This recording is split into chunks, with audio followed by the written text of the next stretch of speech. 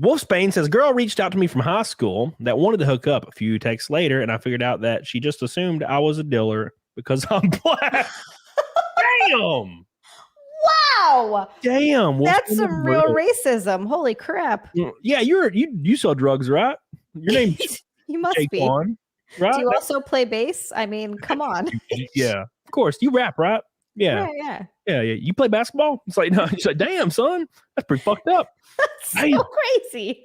Oh my God. Yeah. But there is an element of satisfaction to when you see people that were, now look, I don't know about you. Now you did say you got bullied a lot. It was ruthless for my ass because I was obese and little and ugly. I was just the worst of everything. And I was also awkward and stupid. And I played video games when it wasn't cool. I was so nerdy when it wasn't cool. Holy shit. It was brutal. It was brutal. So I got suddenly now it's okay. Yeah. Yeah. It's like the popular thing to do. So I got wrecked. And then, so as I get older, it's satisfying to see all those people that destroy me. There's this one kid, his name was Josh, and he was the meanest. He was like a gay kid, I guess. He seemed kind of gay. I don't know.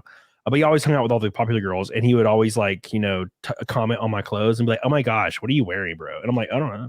I'm just my." So he was the sassy gay boy that was bullying you, and he would bully the hell out of me. And he's part of the popular kids. So back then, when I was getting bullied, I didn't know what to do. I just took it. Thinking back to it now, I'm like, dude, I should have slapped that some bitch in the face, but I didn't. Same. So, anyways, I saw a mugshot because he got arrested like 2 years ago. And he's like got this nice, like slick, creepy, bald like spot right here. And he's bald. He looks like he got fucked up. And like he's like, oh, and like I'm like, yeah, woo.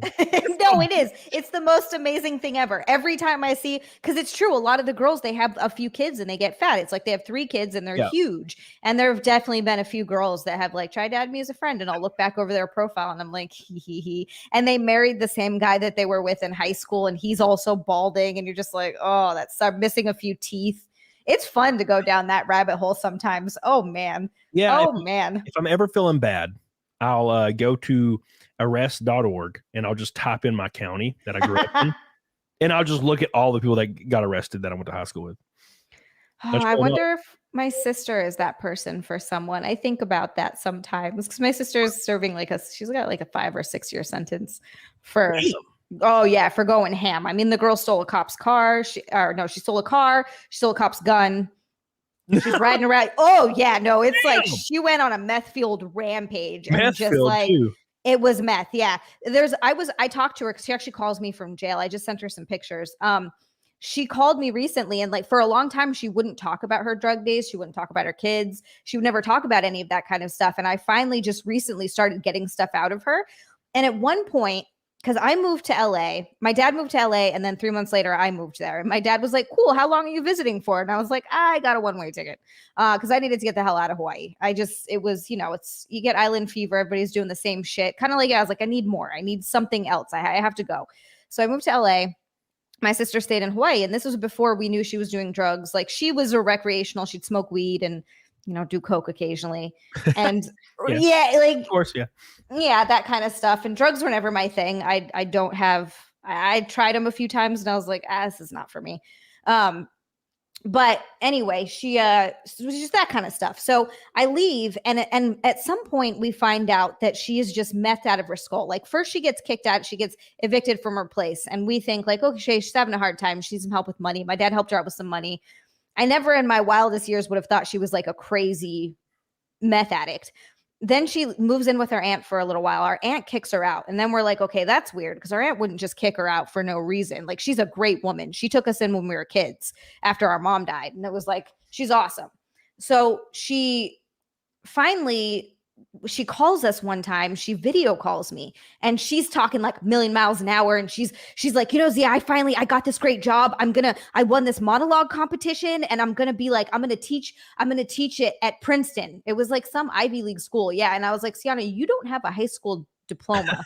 So something weird is going on here. She's like, I'll help you pay off all your debt. She was like, really? I called my dad right after. I'm like, Dad, something's going on with Cece. He's like, yeah, she's high out of her mind. And I was like, oh, okay. So a lot of shit happened. She's getting in a bunch of trouble. She keeps getting all this stuff's going on. My dad finally flies her out to California to try to keep an eye on her because he's like, I don't know what else to do. she's out there, and then that's too much for him because he's trying to like get her a job. What she really needs is treatment. She won't go get treatment. She starts using meth out in California. She threatens to beat up my dad's wife. It's a whole, because my dad's wife wouldn't give her money. It was wild. Then she goes up to Oregon to stay with our grandma for a little while. And our grandma's a terrible person. I don't know why my dad thought this was a good idea. He just didn't know what to do, I think. So she goes up there and we find that doesn't work out. My grandma kicks her out. She comes back down to California. We find under her mattress a police report of that she like drove into a car dealership, like through the window. What the fuck, man? Into a car dealership and was trying to take the keys to the cars.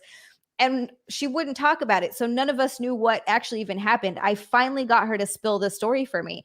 Apparently, she took my grandma's van and she was really high. She said she started injecting meth. And she was really, wild. She was super high. Yeah. And she was driving along and she got it into her head because when she gets high, she gets real delusional. She got it into her head that it was the end of the world and no one else had survived because it was like 3 a.m.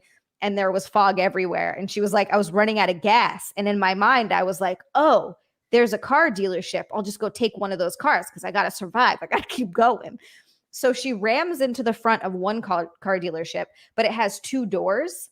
And so she slams through the one door and is like, doesn't go through the second door. So instead of, trying again, she just backs up and goes across the street to the other car dealership, slams through the window of that one. She's got some dog in the car. I don't know where the dog came from. And the police find her there with a bunch of the keys trying to take the cars because obviously an alarm goes off. And I finally got the story and I was like, holy shit, Cece. Dude, this is crazy. That sounds badass. Now look, let me imagine what's going on in her mind when the police get there. Because she probably thinks it's like fucking aliens.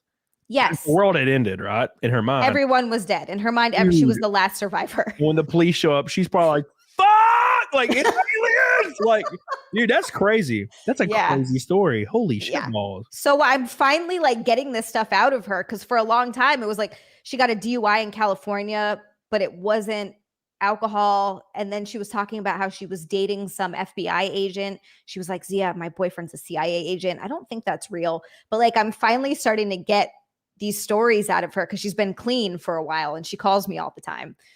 I told her that she has a lot of suitors on the internet. I talk about her stories and she's like, really? I'm like, yeah, there's a few guys that are ready to marry you when you get out. They just want to hear your stories and help write a book. Publish. Yes. Yeah. Damn.